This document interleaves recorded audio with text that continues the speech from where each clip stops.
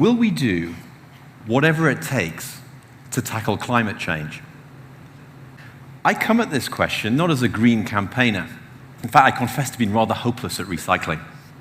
I come at it as a professional observer of financial policy making and someone that wonders how history will judge us. One day, this ring that belonged to my grandfather will pass to my son, Charlie. And I wonder what his generation, and perhaps the one that follows, will make of the two lives this ring has worked. My grandfather was a coal miner. In his time, burning fossil fuels for energy and for allowing economies to develop was accepted.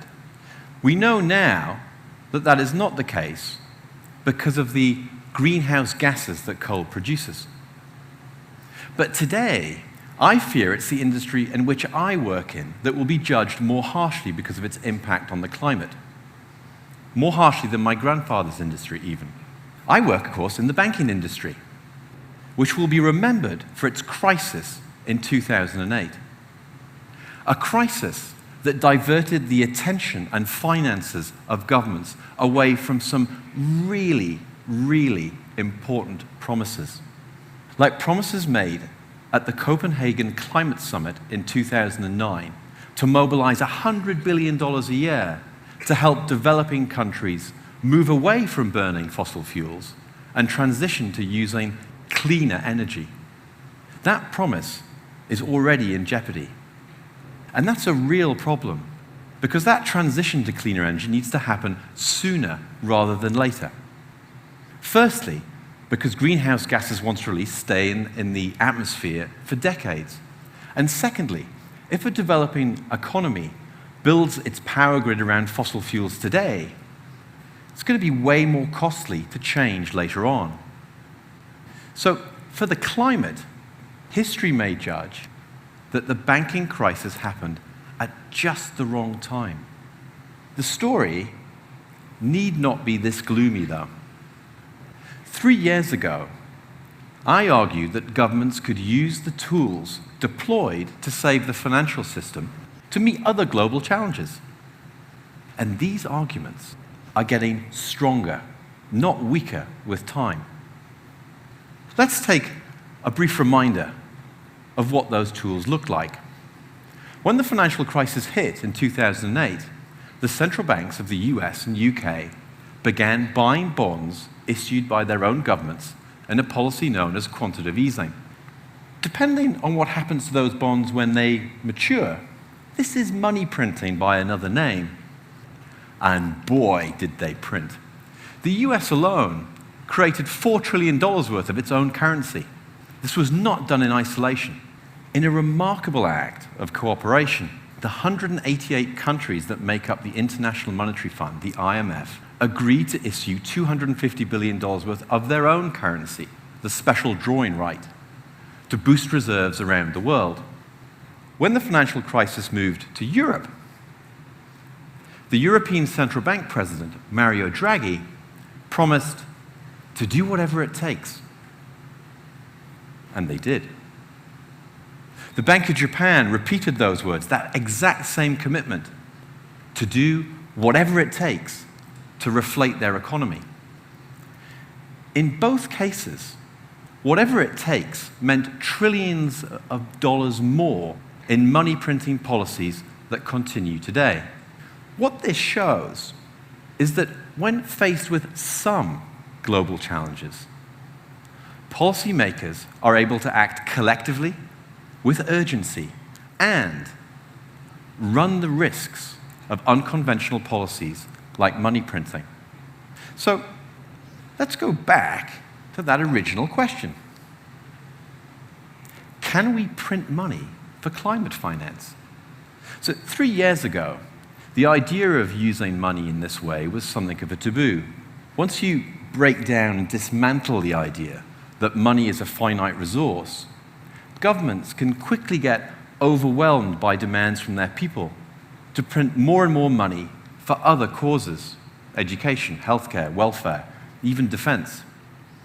And there are some truly terrible historical examples of money printing, uncontrolled money printing, leading to hyperinflation. Think Weimar Republic in 1930, Zimbabwe more recently in 2008, when the prices of basic goods like bread are doubling every day. But all of this is moving the public debate forward.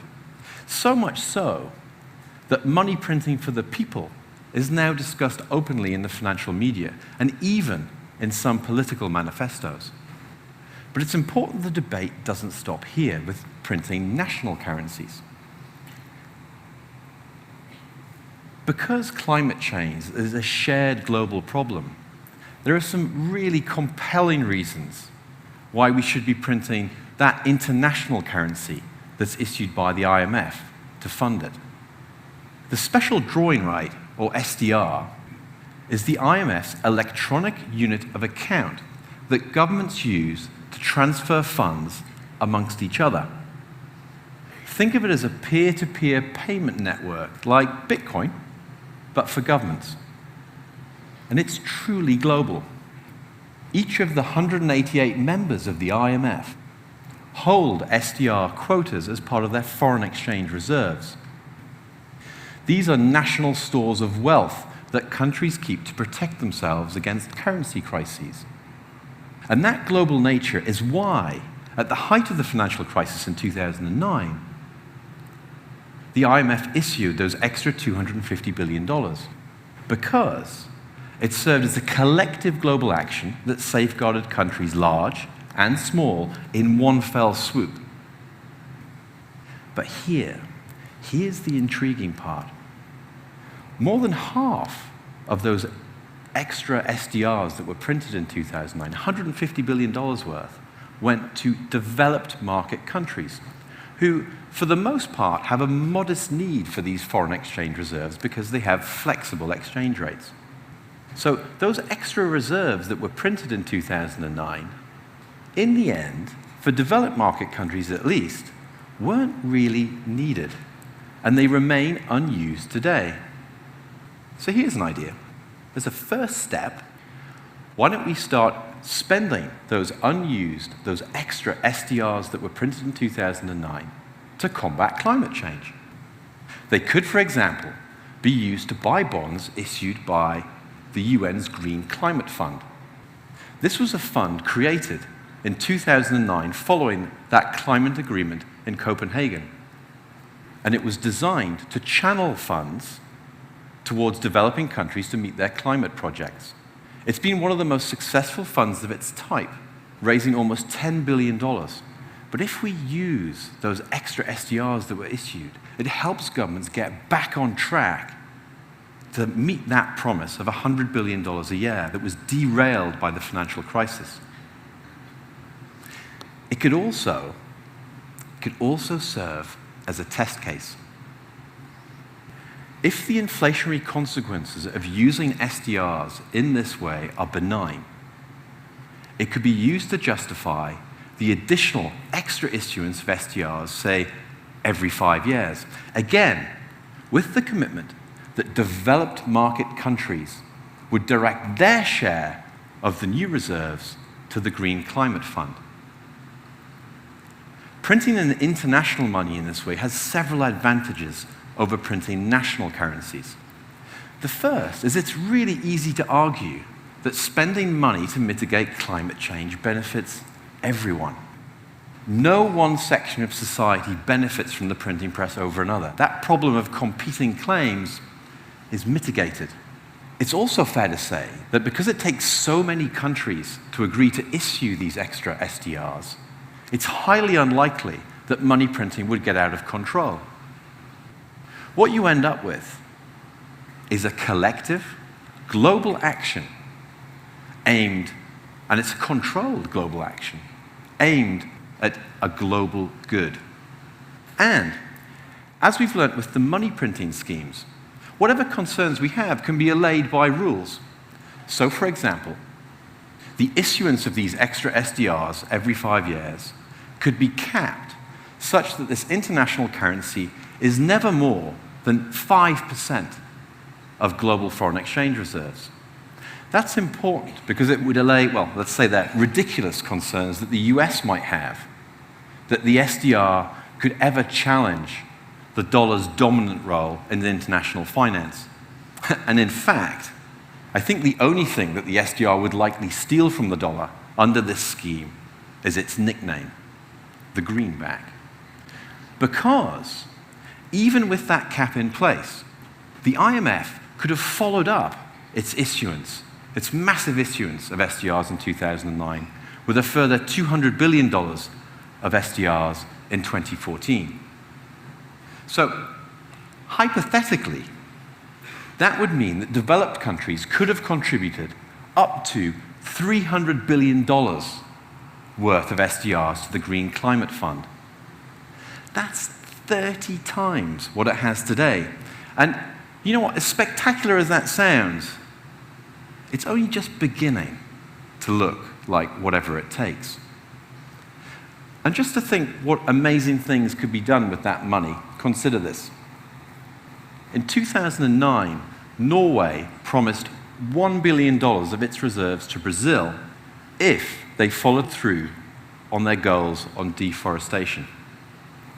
That program has since delivered a 70% reduction in deforestation in the past decade. That's saving 3.2 billion tons of carbon dioxide emissions, which is the equivalent of taking all American cars off the roads for 3 whole years. So what could we do with 300 other pay-for-performance climate projects like that, organized on a global scale? We could take cars off the roads for a generation.